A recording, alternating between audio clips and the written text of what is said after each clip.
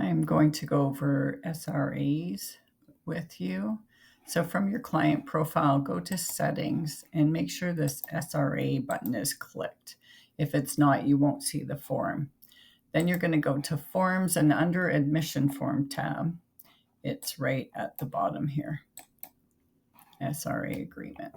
Okay, so this is the OACAS special rate agreement, but it's going to come up with your agency logo when you print it. So you're just going to complete the information here, the child's name, their identity. And then I'm going to focus on the special rate calculation because this is where it's somewhat confusing. So you're going to put the number of days used for the SR calculation. So this is the SRA period. To keep it simple, I'm just doing the month of February. So February 1st to February 28th. There's 28 days in the month of February. So that's what I'm using for my SRA calculation. And then this is your daily per diem. So you're going to put in what the daily per diem is that you're billing to the agency for that client. So I'm going to put $200 in there. You can see in red, it's going to give you the total cost of the SRA with the per diem there.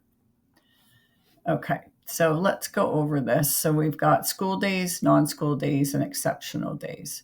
So in the month of February, we have one exceptional day. That is Family Day. Family Day is on February 16th, I believe. So that is the one day, and there's 8 hours a day for exceptional days and non-school days. So I'm going to put in 8 hours for this exceptional day. And the rate per hour for staffing is $35 an hour, just for this demonstration, which means this exceptional day is going to be time and a half, which is $52.50. Okay, so non-school days or weekends, that's also going to be $35 an hour. So for number of hours here for school days, if it's 4 hours a day for school days, so after school care, we're going to multiply that by the number of school days in the month of February. So that ends up being 19. So 19 times 4 gives us 76 hours. Okay, for non-school days, this is the weekend, Saturdays and Sundays, there's 8. So 8 non-school days, and there's going to be 8 hours a day of support for them. So the 8 times 8 would give us 64 hours for the month of February on non-school days. And then again, we have the exceptional day, which is Family Day, and we're going to give 8 hours of support. Then when we come over to mileage, you're going to put the rate that's being billed per kilometer. So 50 cents per kilometer is fairly standard. And then the amount of kilometers for school days. So let's assume we're doing 10 kilometers a day for school days. So 10 times 19 school days would give us 190. 10 times 8 non-school days would give us 80. And 10 kilometers for the Family Day.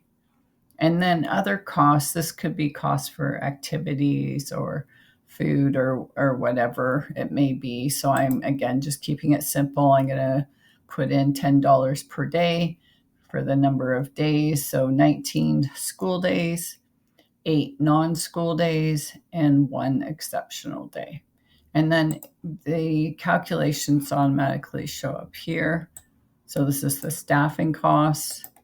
This is the mileage costs, and this is for other costs.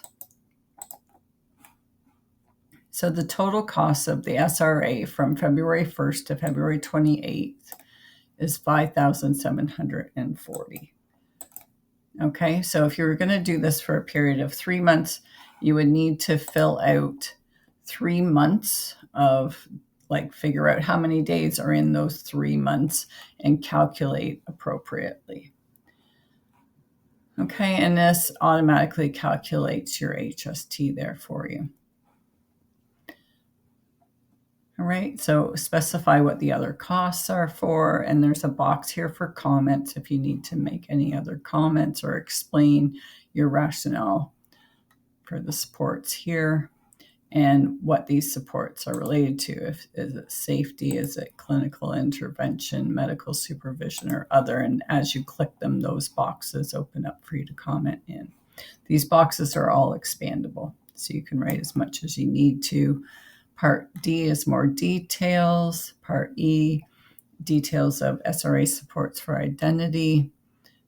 This is for individuals with First Nations, Inuit, or Métis identities.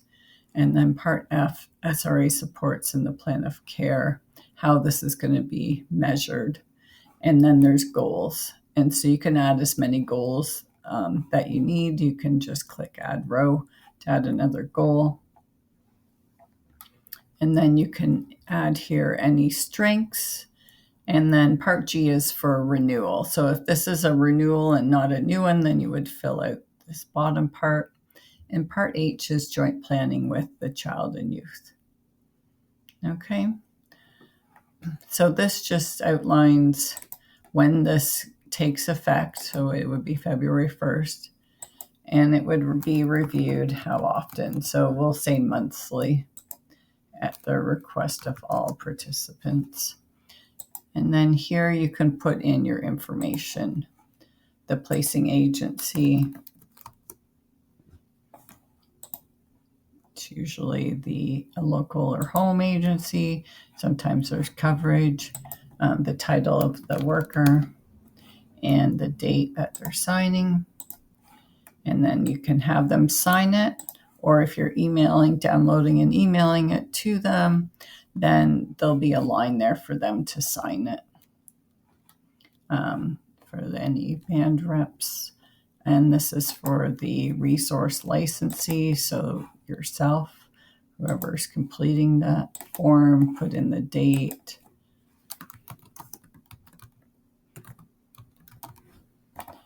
And then I'm going to sign it.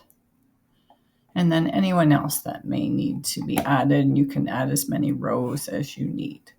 Okay, and then you're just going to click submit. Okay, and then you can either download the PDF if you want, or you can send it by email through the system here with the password. So remember to copy the password and send that in a separate email. Click send, and that will go through to them. Okay, and that's about it. Please reach out if you have any questions. I know the calculation can be somewhat complicated. All right, thank you.